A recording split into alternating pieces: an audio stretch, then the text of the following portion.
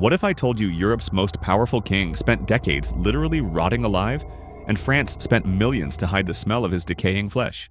This is the dark secret behind Louis XIV. The man they called the Sun King was hiding a nightmare underneath those golden robes, a festering wound that leaked constantly, a body that reeked so badly diplomats vomited during meetings, and a transformation so horrifying that France buried the evidence for over 300 years. I've uncovered the sealed medical documents and the terrifying truth about what really happened inside Versailles. Here's something the history books conveniently forget to mention. Louis' obsession with being divine came with a price tag written in flesh and filth. While painters immortalized his glowing skin and sculptors carved his perfect features into marble, the Sun King was cultivating something far darker beneath those silk robes. He refused to bathe. Not occasionally, almost never. In his entire 77-year life, Louis XIV took maybe 2 full baths. His reasoning? Water was for peasants and the weak. The French court believed bathing opened the body to evil spirits and drained masculine vitality. So instead of washing, Louis simply changed his shirt daily and splashed water on his hands and face. That was it. His natural body odor, thick and pungent, was considered a sign of divine favor and raw power. Courtiers actually convinced themselves that the king's unwashed scent was magnetic, even intoxicating. But here's what they didn't say out loud. By his 30s, Louis reeked. The natural masculine musk they praised in public was something they privately gagged on. Foreign ambassadors wrote coded letters describing an overwhelming presence that made their eyes water. This wasn't just about skipping a shower. Louis XIV's hygiene philosophy was a ticking time bomb planted directly into his own body. Every day, sweat, dead skin, and bacteria accumulated in the warm, damp folds of his flesh. His elaborate wigs trapped heat and moisture against his scalp. His heavy ceremonial robes, weighing up to 15 kilograms and lined with fur, created the perfect breeding ground for infection. Add to that his excessive diet, 6 to 8 meals daily, massive portions of fatty meats, rich sauces, and wine by the gallon, and you had a recipe for biological disaster. His intestines were constantly inflamed. His skin broke out in painful acne that he covered with thick white powder and rouge. Courtiers noticed the oily sheen on his face, the way his breath could clear a room even from 10 feet away. But challenging the king's hygiene was unthinkable. Instead, Versailles adapted. Perfume became mandatory. Scented handkerchiefs were considered essential accessories. Fresh flowers filled every corridor, replaced multiple times per day. The court literally built a fragrance fortress around their unwashed god king. What Louis XIV called divine masculinity, modern doctors would call a bacterial paradise waiting to explode. And in January 1686, that's exactly what happened. The vanity that made him reject water as weakness was about to transform the most powerful man in Europe into a walking nightmare. Because somewhere deep in the darkest, most neglected corner of his body, an infection had taken root. Something was festering, something was growing, and soon no amount of perfume in the world would be able to hide what he'd become. January 15th, 1686, the Sun King felt something he hadn't experienced in years. Discomfort he couldn't ignore. Not pain exactly, just an annoying pressure when he sat on his throne during the morning levee ceremony. For a man who'd spent decades performing physical perfection, this tiny imperfection was alarming enough to summon Dr. Guy Crescent Fagan, his personal physician. Fagan examined the royal posterior and delivered his diagnosis with confidence. Hemorrhoids. Simple, treatable, nothing to worry about. He was catastrophically wrong. Within 48 hours, that minor discomfort evolved into stabbing pain. By January 22nd, a swelling the size of a walnut had formed. The king shifted constantly during state meetings, unable to find a position that didn't hurt. 6 days later, it started bleeding. Not a trickle. Constant seepage that stained his undergarments and required discreet changes throughout the day. By February 5th, something new entered the equation. Smell. Palace servants noticed it first. A sharp, sour odor clinging to the king's robes even after they'd been changed and perfumed. By February 12th, the horror show had fully begun. An external abscess had erupted beside the rectum, and it was leaking a mixture of pus and feces around the clock. Imagine the worst infection you've ever heard of. Then multiply that by 100 and trap it inside the unwashed body of a man who ate 8 times a day. The smell became a diplomatic crisis. Foreign envoys requested early dismissals from meetings, claiming sudden illness. Some didn't bother with excuses, they simply vomited in their chairs and fled. One Spanish ambassador wrote in a coded letter that the French king's chamber carries the stench of a battlefield 3 days after combat. Versailles, the palace built to showcase divine perfection, now reeked of human rot. Court physicians scrambled to explain it away. They blamed the king's diet, the weather, even the alignment of planets. But the truth was undeniable. Louis XIV was decomposing from the inside out, and everyone could smell it. The infection had burrowed deep into tissue that never saw sunlight, never felt water, and was now staging a full biological rebellion. Dr. Fagan's solution wasn't to clean the wound or address the underlying infection. Instead, he reached straight for the medieval torture handbook. What came next would make modern doctors physically ill. But here's the truly terrifying part. This was just the beginning. The treatments meant to save the king would end up accelerating his transformation into something that barely looked human. And the courtiers who witnessed it? They were sworn to silence under penalty of death. Let me tell you about Dr. Fagan's idea of healing. This man, trusted with the king's life, decided the solution was to flush out the infection with force. He ordered multiple enemas every single day. Not gentle cleansing, aggressive, brutal internal flooding with cold water, sometimes mixed with herbs, wine, or even tobacco. Over 6 months, Louis XIV endured more than 2,000 enemas. 2,000. His intestines were under constant assault, his body never given a moment to heal or recover. Servants worked in shifts, and the king's private chambers became a factory of humiliation. But when the enemas failed to stop the infection, Fagan escalated. He brought in red-hot iron rods, heated until they glowed like captured sunlight, and applied them directly to the infected area.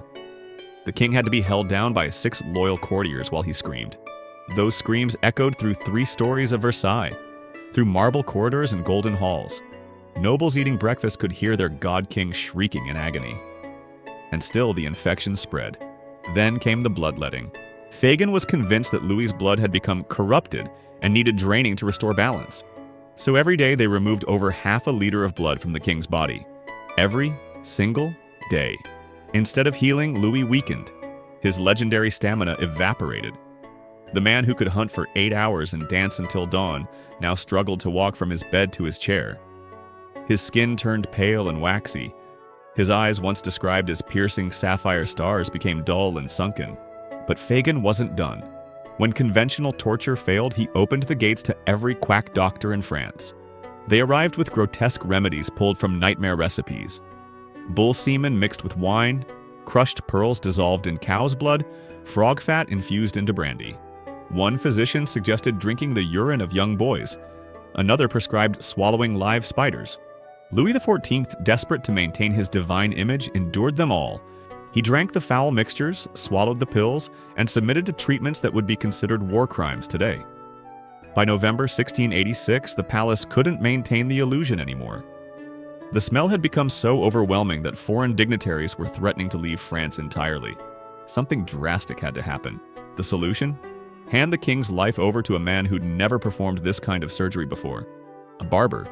And what this barber was about to do would go down as one of the most brutal medical procedures in recorded history. The king's nightmare was about to reach a whole new level of horror. Charles-François Félix was a barber who cut hair and trimmed beards. Now he was being asked to perform groundbreaking surgery on the most powerful monarch in Europe, with no anesthesia, no antibiotics, and absolutely no room for error. If he succeeded, he'd become a legend. If he failed, he'd be executed publicly. So Felix did what any terrified barber would do. He practiced on human test subjects. For weeks, he operated on 75 prisoners and volunteers, men who were either promised freedom or had no choice in the matter.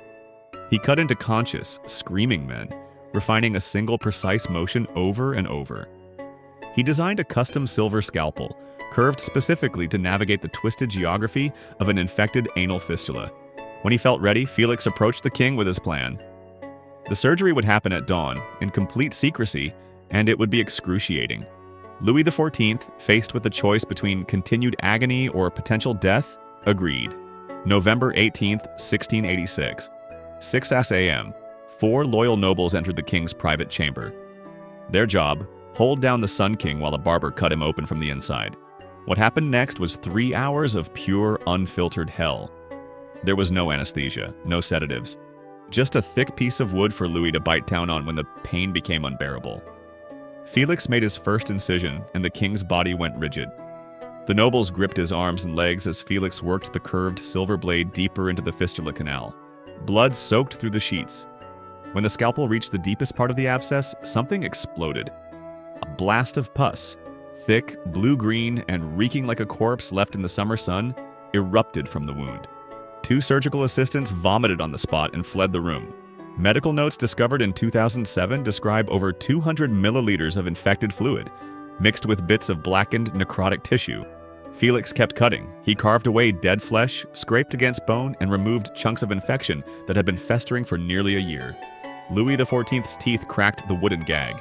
When Felix's blade touched his tailbone, the king shrieked one word: "Mon Dieu!"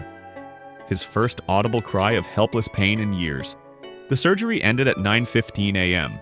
The king had survived, but the wound wouldn't close. The infection had burrowed too deep. The damage was too severe. 1 surgery became 2, then 3, then 4. December 6th, second operation. December 8th, third operation. December 10th, the final, most brutal procedure. 6 hours, 6 men holding the king down. Felix carving away flesh with scalpels and forceps like a butcher breaking down a carcass. Altogether, they removed enough decayed tissue to fill a wine goblet. Louis XIV endured 15 hours of surgery over 3 weeks, fully conscious, fully aware, bleeding and screaming through every second. And even after all that torture, the wound still wouldn't heal. The fistula became permanent. For the rest of his life, Louis XIV leaked pus and feces from his body every single day. He had to wear absorbent pads beneath his royal robes, changed multiple times daily. The man who claimed to be appointed by God now needed servants to manage his constantly soiling undergarments. His scent, once called magnetic, now resembled death itself. And that's when Versailles launched the most expensive cover-up in human history. Louis XIV made a decision. If he couldn't fix his body, he'd bury the truth under a mountain of perfume. And I mean that literally. The French court spent the modern equivalent of $2 million per year on scents. $2 million. Bulgarian rosewater shipped from the Ottoman Empire. Arabian amber imported at astronomical cost. Indian sandalwood, Spanish orange blossom, Italian bergamot. If it smelled good, Louis bought it by the barrel. Versailles transformed into a perfume factory. Fresh flowers weren't just placed in vases, they were replaced every 2 hours around the clock. Servants worked in rotating shifts, carrying armfuls of roses, lavender, and jasmine through every corridor. Scented smoke was pumped into chambers through hidden vents. Perfumed oils were rubbed into furniture, dripped onto candles, mixed into the mortar between stones. Even the king's food was soaked in aromatic oils before being served. Courtiers joked darkly that you could taste the perfume in the soup, but the smell still leaked through. The court invented an entire system to manage the king's condition without admitting what was really happening. They introduced a color-coded ribbon protocol. Red ribbons meant avoid the king, he's in severe pain. White ribbons meant approach only with scented masks required. Black ribbons meant do not enter under any circumstances, his condition is catastrophic. The famous 2-hour morning levee ceremony, where nobles competed to dress the king, was slashed to 30 minutes to limit exposure. The nighttime ritual was restructured so servants could discreetly insert fresh absorbent cloths into his undergarments to manage the constant discharge. Thick curtains were positioned to hide the changing of soiled linens. Windows opened on precise schedules, engineered to direct foul air away from visiting dignitaries. Every hour, 500 fresh flowers were delivered. 50 scent machines ran continuously. It still wasn't enough. Every noble was required to carry a pomander, a decorative orb filled with cloves, cinnamon, and dried flowers, to hold under their nose during royal encounters. Ladies of the court routinely excused themselves mid-ceremony to vomit in private chambers, blaming female discomfort to save face. Even international diplomacy began to crumble under the weight of the king's stench. The English ambassador formally requested that all future meetings be held outdoors, citing health concerns. The Spanish envoy stopped attending personally and sent junior diplomats in his place. Whispers spread across Europe. How could the Sun King rule if he couldn't even control his own bowels? But Louis XIV refused to surrender his power. The worse his body failed, the more fiercely he performed divinity. Every ritual, every decree, every public appearance became a mask to hide the rotting truth. He was dying. Everyone knew it.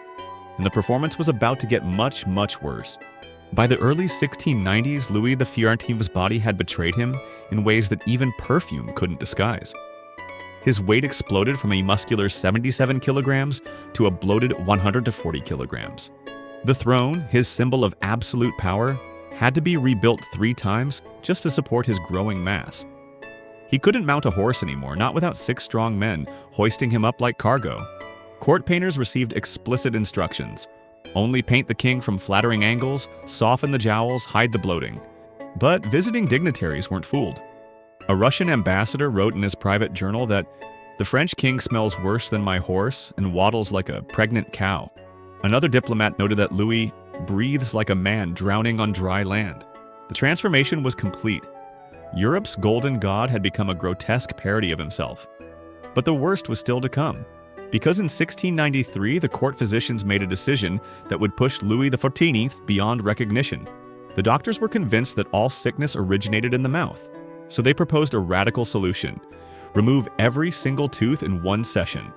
No anesthesia, no surgical precision, just brute force and medieval ignorance. On a cold morning in 1693, Louis XIV sat in his chair while physicians approached with iron pliers and hammers. What followed was butchery. They yanked, twisted, and shattered every tooth in his mouth. The extractions fractured his upper jaw. The lower jaw cracked from the force. When they finished, a hole had formed between his mouth and nasal cavity, a permanent opening that would haunt him for the rest of his life. Wine no longer went down his throat, it shot out of his nose. Food didn't stay in his mouth, it dribbled out and sprayed through his nostrils mid-chew. His speech became slurred and almost incomprehensible. Courtiers had to lean into his foul, rotting breath just to understand his commands. Can you imagine? The man who once spoke 5 languages fluently, who composed poetry that made ambassadors weep, was now slobbering and spitting his way through royal decrees.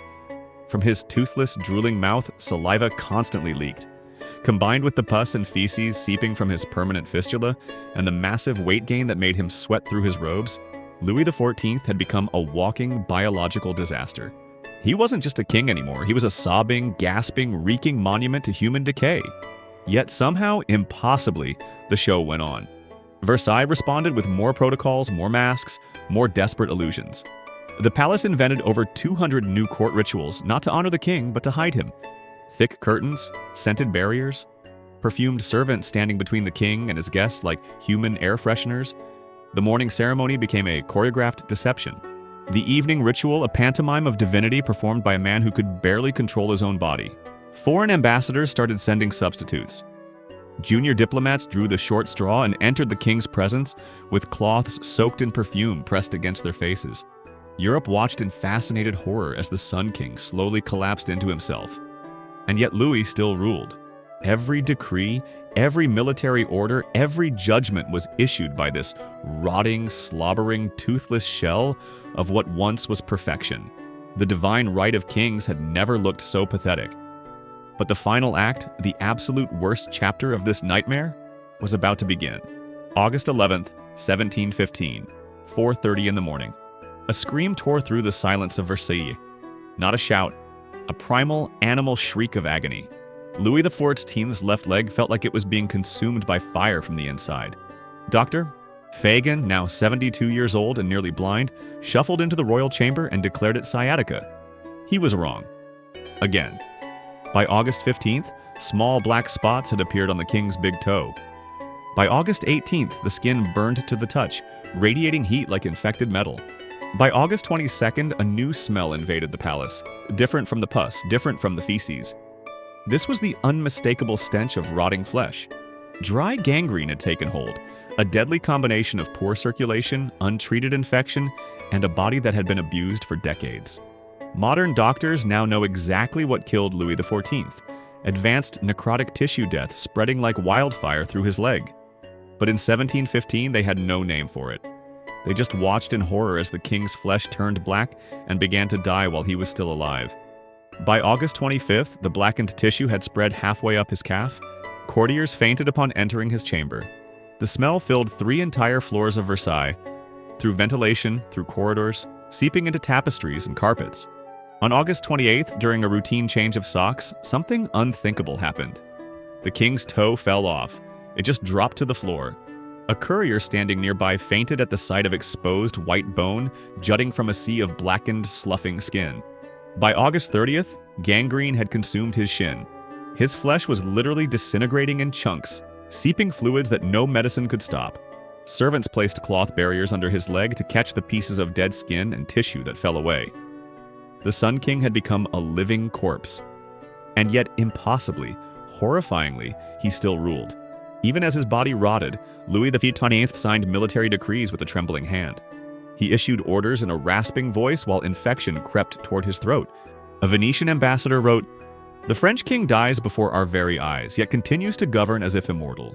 Foreign representatives traveled from across Europe, not to offer help, but to witness this unprecedented spectacle. A king decomposing in real time while clutching power until his last breath. They wrote detailed reports describing every stage of his living death, documenting the smell, the sounds, the visual horror of watching royalty rot. Servants worked in 2-hour shifts because no one could endure the king's presence longer than that.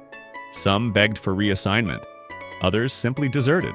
Even from the palace gardens, visitors could smell him. By September 1st, the infection had reached his throat muscles. He could barely speak. Summoning his great-grandson, the 5-year-old boy who would become Louis XV, he managed to whisper a final warning. "Do not imitate me. I have loved war too much." His voice sounded like sandpaper dragged over rust. They were among his last coherent words.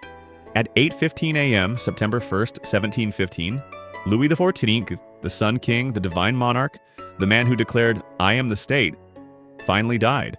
And what happened next proves the nightmare wasn't over. Within hours of his death, the gangrene exploded.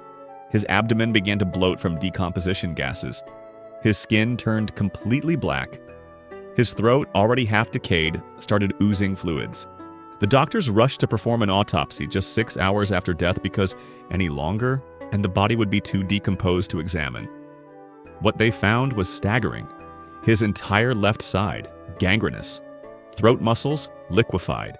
Intestines, swollen to twice their normal size and filled with infection. And then they found something that made even hardened physicians recoil. A parasitic worm, half a meter long, coiled inside his colon. The embalmers tried to preserve the body and failed. Even working through perfumed cloth masks, several of them vomited and fled the room.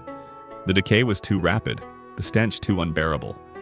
They had no choice but to seal the coffin immediately, reinforcing it with lead to contain the horror inside.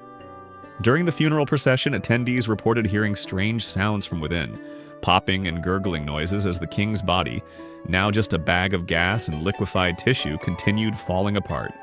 But the French court had one final performance left. They announced a peaceful passing after a brief illness. They burned Dr. Fagan's medical records. They hid Felix's surgical notes for 300 years. They buried the autopsy report in secret archives, locked away where no one could access it. Every piece of evidence that the divine Sun King died as a putrid, grotesque heap of rotting flesh was systematically erased from public record. The official story: Louis XIV, beloved monarch, passed gracefully in his sleep, surrounded by loved ones, at peace with God. The truth: he died screaming, leaking, reeking, and decomposing, while still conscious, more miserably than the poorest peasant in his kingdom. For 72 years, the longest reign in European history, Louis XIV claimed he was appointed by God. He built Versailles, controlled millions of lives, and demanded that nobles fight for the honor of tying his shoes. And in the end, he rotted from the inside out while trapped in his own decaying body, fully aware of every horrifying moment. His greatest secret wasn't hidden gold or political conspiracies. It was his flesh, the rotting, festering, stinking reality beneath the silk and ceremony. All the perfume in the world couldn't hide the truth. Even kings are just meat, and meat always rots. Louis XIV proved that no title, no palace, no amount of power can save you from the inevitable horror of a failing body. The divine right of kings died with him in that lead-sealed coffin, gurgling and falling apart because everyone finally understood. Gods don't decompose. Only men do. If this story disturbed you as much as it disturbed me researching it, hit that subscribe button right now. These hidden histories, the ones they tried to bury, need to be told. Drop a comment telling me what shocked you most about Louis XIV's nightmare, and smash that like button so YouTube knows you want more of these dark truths uncovered. Because trust me, there are dozens more royal secrets just as horrifying waiting to be exposed, and I'm bringing them all to light.